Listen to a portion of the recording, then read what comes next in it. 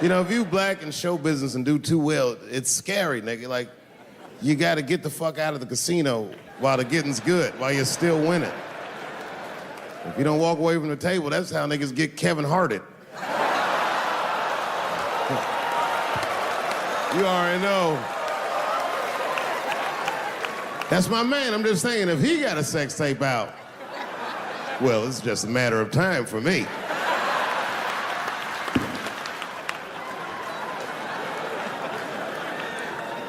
But you know why I be thinking sometimes I want to stop doing comedy?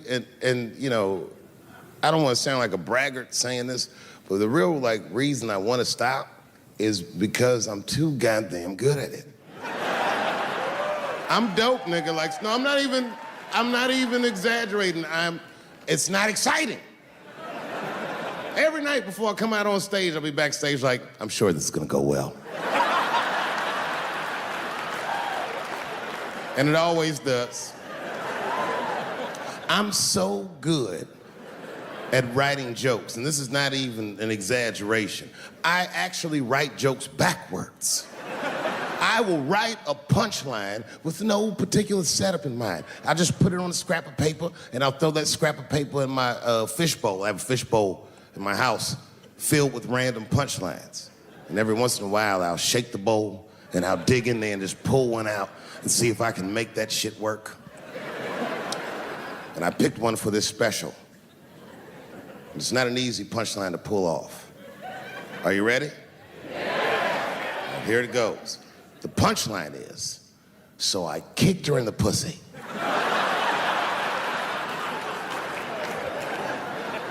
I haven't finished the joke yet. I just know whatever happens in the beginning of the joke, at the end of the joke, for some reason, I'm gonna kick somebody in the pussy.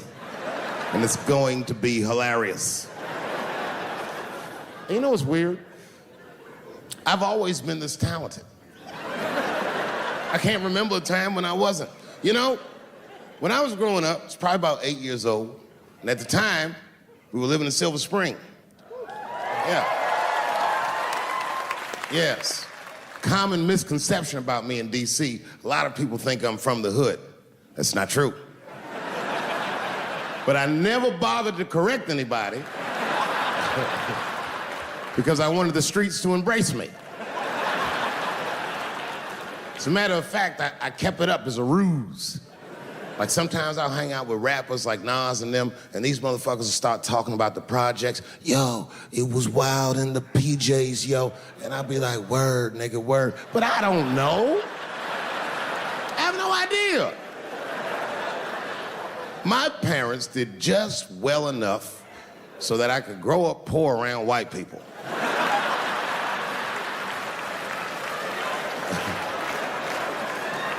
And to be honest, when Nas and them talk about the projects, nigga, I used to get jealous because it sounded fun. Everybody in the projects was poor, and that's fair. But if you were poor in Silver Spring, nigga, it felt like it was only happening to you. Nas does not know the pain of that first sleepover at a white friend's house. And you come back home on Sunday and just look at your parents like, y'all need to step your game up. Everything at Timmy's house works. Remember the first time you saw that? In a cold winter, and you'd be at a white friend's house and see the motherfuckers in their living room without their coats on?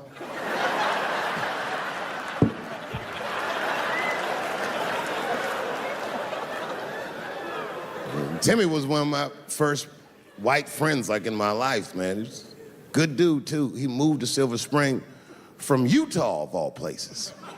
I guess his family was affiliated with that Mormon church they got down there, and me and him used to hang out. And one day I was at his house, we were just hanging out, and Timmy says, Dave, why don't you stay for dinner tonight? I said, oh, man, I'd love to, but I can't. If I'm not home before dark, my mother will kill me. That was a lie. My mother had several jobs. I hadn't seen her in like 3 or 4 days. And the only reason I lied to Timmy was because at that point in my life, it was my experience that white dinner wasn't delicious.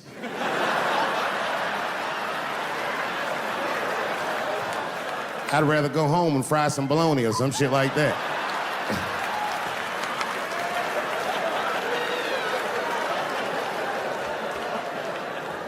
But then old Timmy threw me a curveball I wasn't expecting. He said, "Oh, it's too bad you can't stay, Dave, because Mom made stovetop stuffing." I said, "What the fuck, stovetop?" Well, hold on, nigga. Let me make some phone calls real quick. I had seen that commercial so many times, I had dreamt of getting my hands on some of that stovetop stuffing. And finally, I met a motherfucker that actually had a box of stovetop in the house. I couldn't miss this opportunity, so I pretended to call my mother. And then I came back and I said, Timmy, you're not gonna believe this great news. Mom said I can stay. And he said, fantastic. He said, why don't you come with me and we'll help set the table and then we can say the blessing. I had no interest in setting this motherfucker's table or saying these crazy ass Mormon prayers. I just wanted that goddamn stuffing. So I told Timmy, I said, you know what, I'd love to help, but let me go wash my hands first. My plan was simple.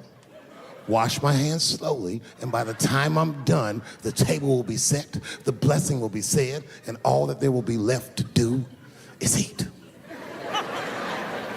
Went to the bathroom. I washed my hands very slowly. I must have been in there for about 10 minutes. And suddenly, one of his mothers came to the door.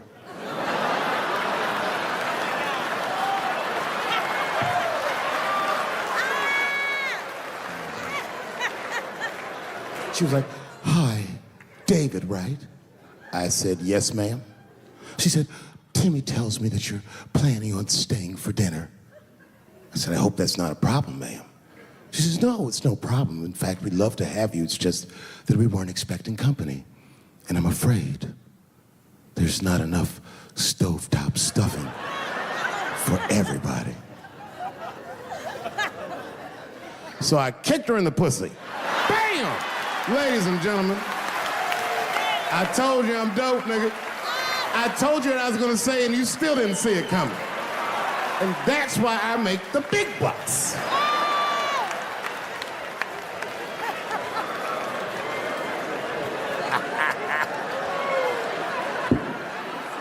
Oh my God. But there's a more important reason that I would stop doing comedy right now. And this reason is the real reason that's been percolating, and it really is the crowd, not you. I'm talking about the crowd on the big stage. It's too hard to entertain a country whose ears are so brittle. Motherfuckers are so sensitive, the whole country is turned into bitch-ass niggas.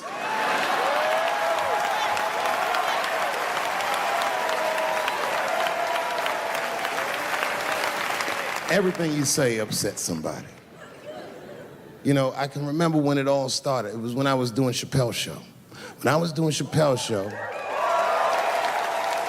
I used to do the show, and then on the weekends, I do like concerts and shit like that. So I'm doing a concert, and there was a couple in the front row, beautiful couple. The wife was obviously Asian. You could see it in her face.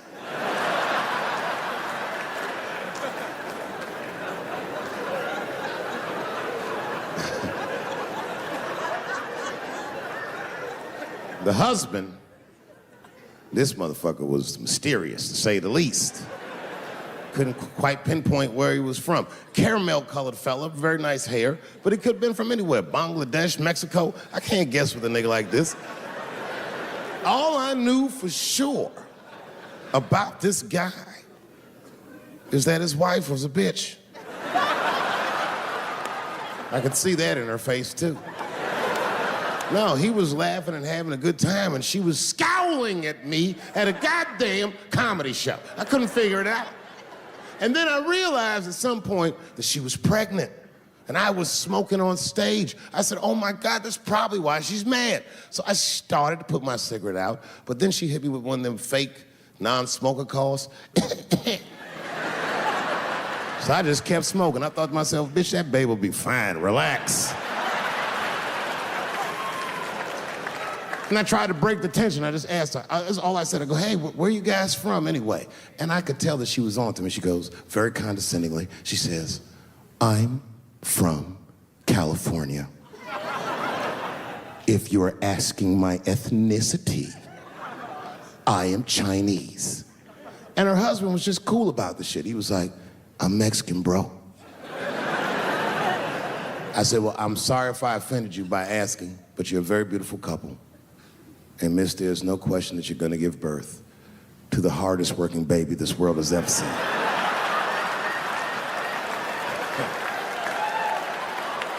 That's not a bad joke. She got very upset. She got up to leave immediately, but she didn't just leave. She had to take one last dig at me on the way out. I will never buy one of your fucking DVDs again, Dave Chappelle. I said, ma'am, with all due respect, Chinese people don't buy DVDs.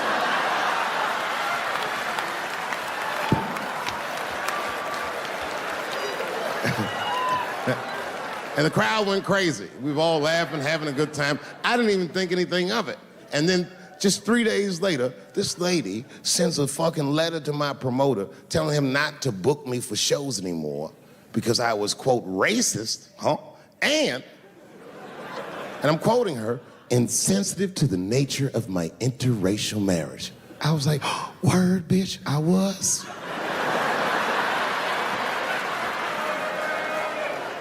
If she had just done a little bit of research, she would know that I myself am in an interracial marriage.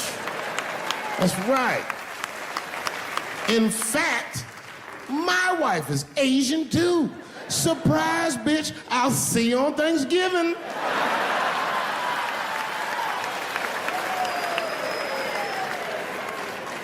But my wife's not Chinese. She's Filipino. That's right. And our kids are Puerto Rican somehow, so there you go. But I don't give a fuck about interracial marriage. In fact, you know what? My mother is half white. A lot of people don't know that. Well, all right, you were a little too excited, but okay. A lot of people don't believe me when I say that, but it's true. You can't tell looking at me, but if I grew my hair out, you would think you was at a fucking Cat Williams concert. My shit is beautiful.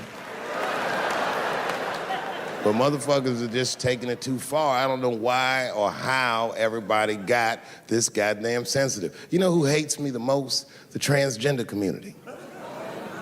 Yo, yeah, these motherfuckers. I mean, I didn't realize how bad it was. These motherfuckers are really mad about that last Netflix special.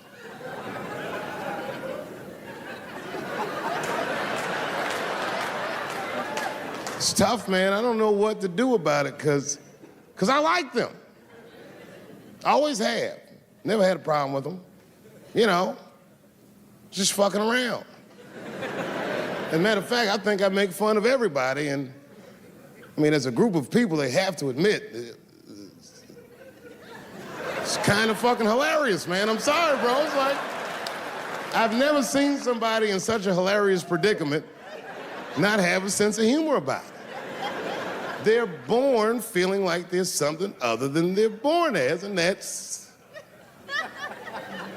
kind of funny, you know? I mean, it's funny if it's not happening to you. It's like that white black bitch that's in the news all the time. Rachel Dolezal. She always says that. She's a white woman, but then she dressed up like a nigga and shot her way up to the very top of blackness. And I always wanted to meet her just so I could understand. I just wanted to like have dinner with her so I could just look in her eyes and call her a nigger to her face. The fuck is that bitch talking about? I identify black. That is trans talk, ladies. Stop biting. Stop biting. There's a big difference between her and a trans. The difference between her and a trans is I believe transgenders. I don't understand them either, but I know They mean what they say. Them niggas cut their dicks off. That's all the proof I need. I've never seen somebody just throw their dick away. Don't need it.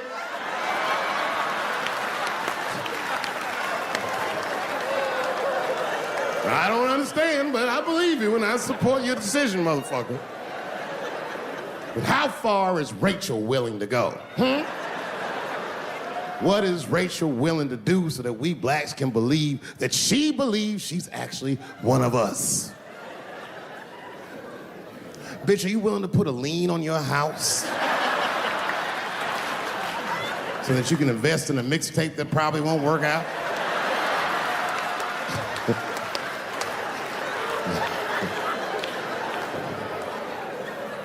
She didn't even change her name. Didn't even change her name. Her name is Rachel. I can't believe in that name. If you want my support, you're gonna have to change your name to the blackest shit I've ever heard. Bitch, you're gonna have to change your name to Draymond Green. I don't know a blacker name than that. That shit is black on paper. If you type Draymond Green into Airbnb, that shit will log off automatically.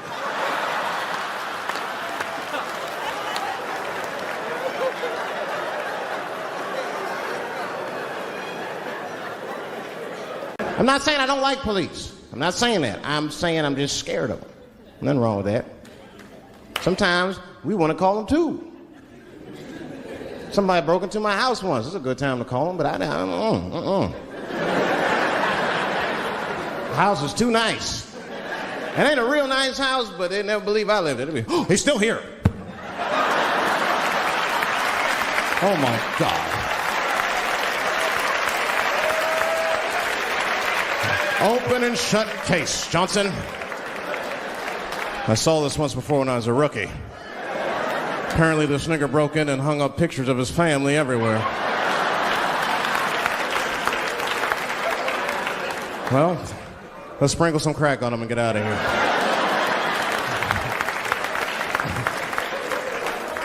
Oh, you know, that's that whole brutality thing. See, that's common knowledge now. There was a time when only minorities really knew about that. I'm not gonna say white people didn't believe us, but you were a little skeptical. You were a little skeptical. I mean, I don't blame you. And then Newsweek printed it, he knew it was the truth. And then the Newsweek wife was like, oh my God. Honey, did you see this? Apparently the police have been beating up Negroes like hotcakes. It's in the May issue.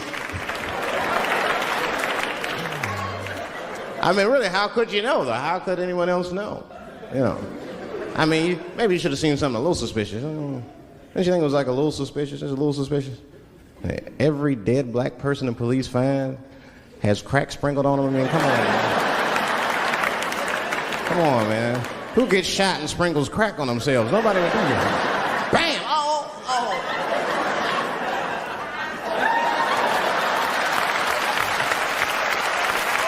I don't want to leave no mysteries.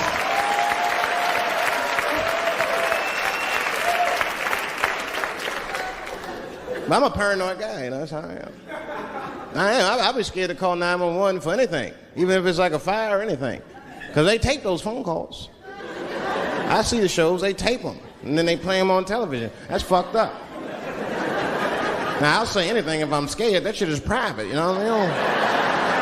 What if I get killed? They start playing that 911 tape on the news, I'm dead, I can't explain myself to my buddies and shit. We watching the news.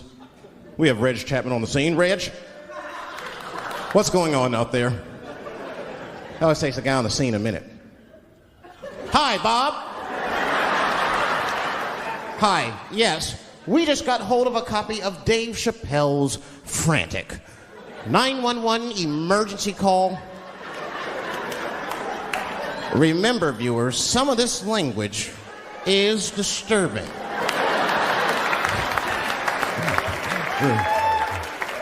Hello, emergency. Help! Help, motherfucker, they're coming to get me! Just calm down, sir. Where are you? I shit on myself. I can't stop crying. They play that shit 30, 40 times a day. All my buddies will be at my funeral looking at me. You know, Dave shit on himself right before I saw it on the news. Died crying like a bitch.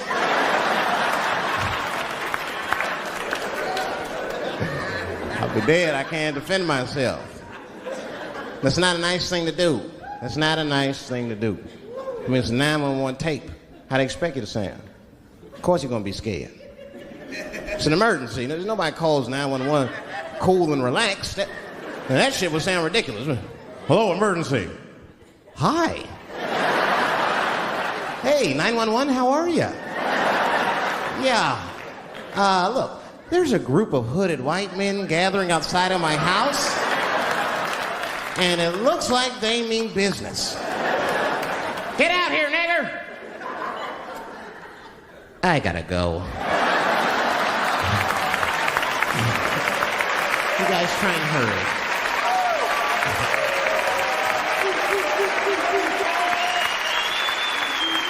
It's too much pressure. That's my problem. I can't handle pressure. Sometimes pressure make me talk different. I'm serious. You ever have like that social pressure? You ever talk to somebody who's fake and they make you fake? Like, that kind of deal, like, hey, how you doing? You're like, fine, how are you? And you're like, I don't even talk like that. I get sick of that shit. I do. It just makes me sick. Sometimes I'll talk crazy just to make myself feel better. You ever do that? Just start talking like crazy. Like, you ever hear this voice? Man. That's how bad guys used to talk in the 40s. In the old days. See, I talk like that. Not all the time, but if somebody put the pressure on me, fuck it, I gotta cut loose. Like the police pull me over, I'll talk crazy. Son. Do you know why we pulled you over? Nah, because I'm black, see? That's right. Nah. I'll do it. It's not illegal to talk like that. How do they know I don't talk like that every day? Stop talking like that. Stop talking like white copper. Nah. That's how I talk, see?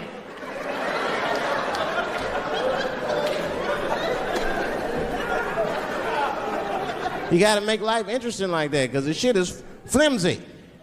Life is flimsy. You think you're gonna live forever, you ain't not gonna live forever. It's dangerous out here. We know what's going on. I travel now, you know. I used to think D.C. had the roughest ghettos in the country. Nah, nigga, I have seen some shit now. Oh, there's some rough areas outside of D.C. Yeah, everybody should go to the ghetto. I was taken to the ghetto one time. That's the worst. When you get taken and you're not expecting to go. You know, usually you want to know when you're going to the ghetto, like, I'm going to see some wild shit. I got to prepare myself. I'm going to see something crazy. When you're taken, it's different. I had a limousine driver. It was after a show. It was late at night. It was like 3 in the morning. I had a limousine driver. He was a nice guy talking to me and shit. Oh, hey, where you from, dog? D.C.? Word? That's a rough city, man. And his cell phone started ringing. Hold on 1 second. Hello? Oh, what's up, nigga? What? What the fuck? Slow down. What? What the fuck? No! Fuck that, nigga. Fuck it. I'm on my way.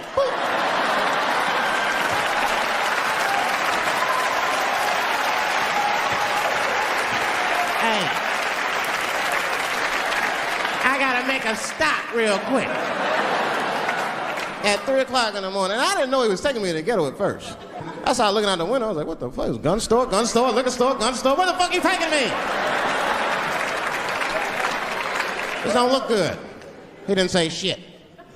He just pulled up in front of an old rickety building that looked like a project. Now, I'd never been there before. I'm not sure if it was a project, but it certainly had all the familiar symptoms of a project. A fucking crackhead ran this way.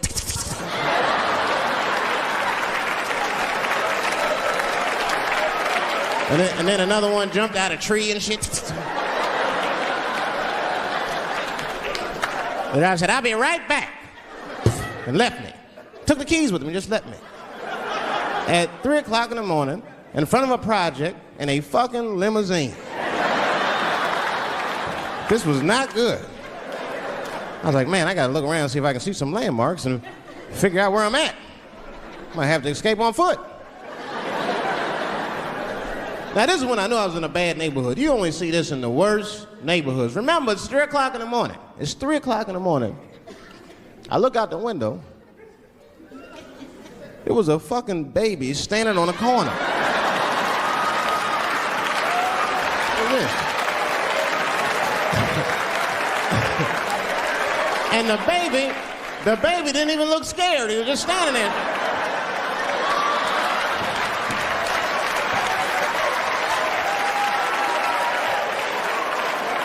I mean, it made me sad. It made me sad, really. You know what I mean? Because I wanted to help the baby. I was like, I don't trust you either. I'm sorry. Click. Click. The old baby on the corner trick, eh? I'm not gonna fall for that shit. Where's this limousine driver? You know, I stopped feeling bad. As time goes by, I start feeling worse. Like, man, what is wrong with me? What the hell's wrong? I'm scared of a baby. And this baby could be in trouble. He might need my help. I gotta do something. But I wasn't gonna get out the car. I'm serious, man. I just cracked the window a little bit. There's an old limousine. I could roll it down.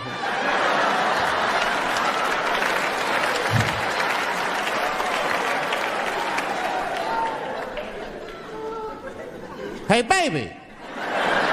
Baby, go home, man. It's 3 o'clock in the morning. What the fuck are you doing up? The baby said, I'm selling weed, nigga. I said, oh, shit.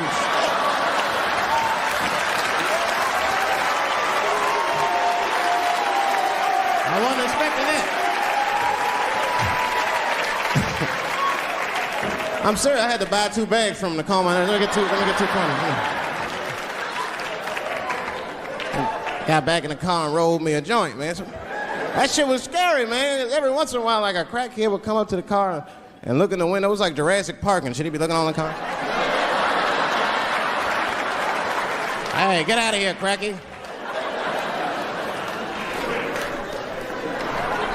That baby was still standing there, man.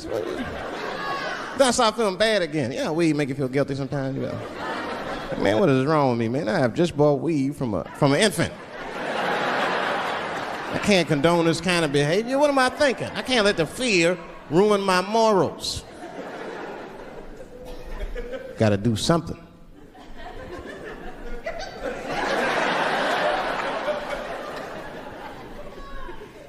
Hey, baby.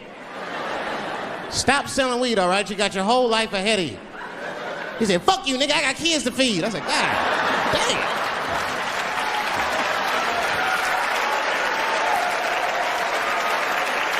Sad. And just at that very moment, one of the crackheads was running across the street and got hit by a car. I know it was a hit and run. The police did it. That's all right. They sprinkled some crack on him and got back up.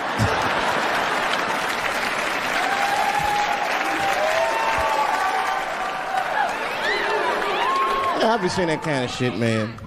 It's what it is. They use the TV to program us from a young age. You ever watch like a cartoon that you used to watch when you were little as an adult? That shit is wild shit. Some wild shit. I mean, like I was with my nephew. We sitting there, we watching Pepe Le Pew, and I say to my nephew, I say, now pay attention to this guy because he's funny. I used to watch him when I was little. And we watched the Pepe Le Pew, but I'm old now. I'm looking like, good God, what kind of fucking rapist is this guy? Like, take it easy, Pepe. My nephew was sitting there cracking up. Hee. See, sometimes you gotta take the pussy like Pepe. Like, no.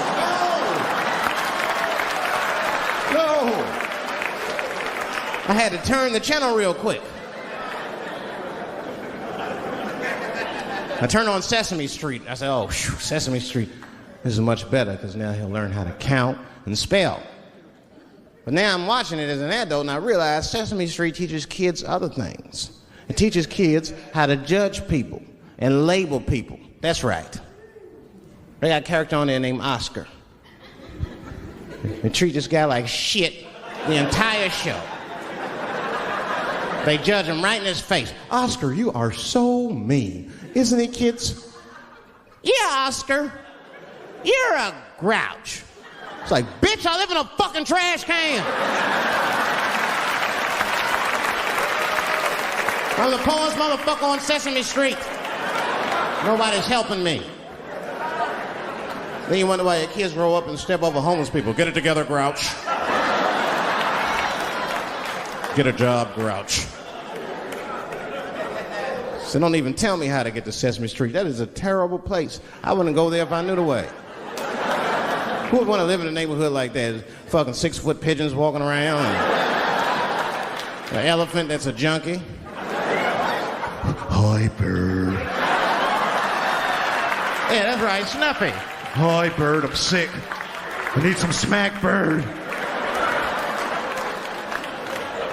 The Cookie Monster with his eyes popping out his head, screaming, cookie, cookie, cookie, like, ugh. What kind of cookies are you talking about?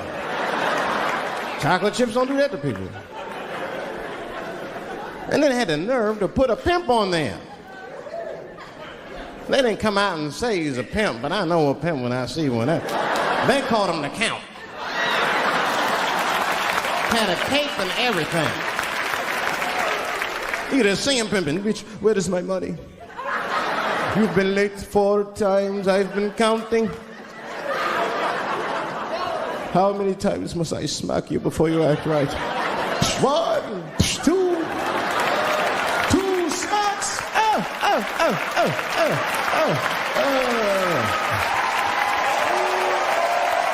I need you guys to know something. And I'm gonna tell you the truth, and don't get freaked out. This is gonna be my last special for a minute. It's all good. It's all good. Listen to me. I did it in Detroit for that reason. That's right. You wanna know why? Because I talked so much shit about Detroit in the first special, I figured I might as well do the last special here. Sorry about that, by the way. First of all, before I even start, I want to say that I'm rich and famous. And the only reason I say that is because the last 17 months were hell, and I cannot imagine what everybody went through, but I'm happy to see you, and I'm happy you're well, and I hope everyone you love is okay.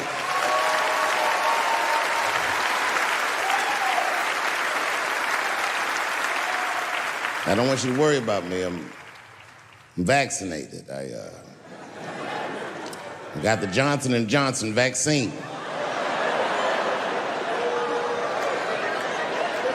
I gotta admit, that's probably the most niggerish decision I've made in a long time.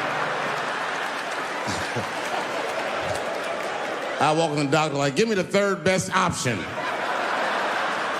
I'll have what the homeless people are having.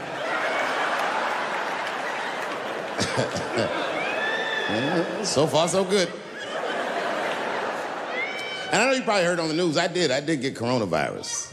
And it was something else. Like, okay, first of all, when the doctor told me I had coronavirus, I gotta tell you, I was surprised how it made me feel.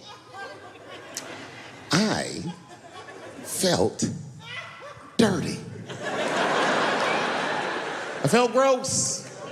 Because I'd been walking around Texas, just touching doorknobs and shit, hands all moist. Tipping niggas with cash. Here, take this to your family. I must have killed thousands of people just trying to get tonight's show together. So I hope you appreciate it, because a lot of niggas died for me to get this one off.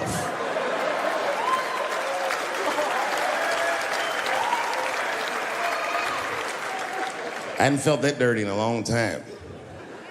The last time I can remember feeling dirty like that, man, I must have been a little boy. I was being molested by a preacher.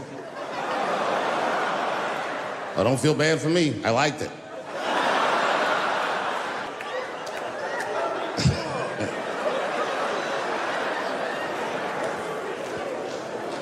They make you quarantine. I had to quarantine for 10 days at least. They said, you're gonna have to stay in the room. I didn't go nowhere. And it started making me nuts, because I would just sit in the room and watch videos all day. Now, you know what I was watching? And I hate to say this, but there was a lot of videos sadly, of black people beating up Asians for no reason. Oh, these attacks were unprovoked. I couldn't believe it. And I was sitting in the room watching this shit. It was stressing me out. I was stressed already because the whole time when you get coronavirus, at least the first 5 days, you wait, see how sick you're gonna get. And it turns out, and this is true, I didn't get sick at all. Not a cough, not a booger, not a fever, nothing. Look at me. I am the Magic Johnson of coronavirus.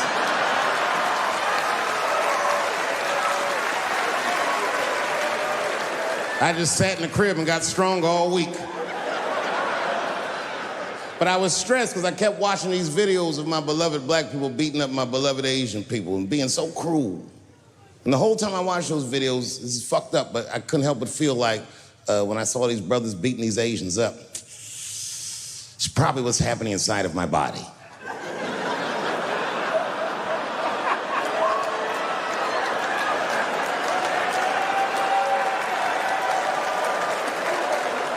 I didn't get sick.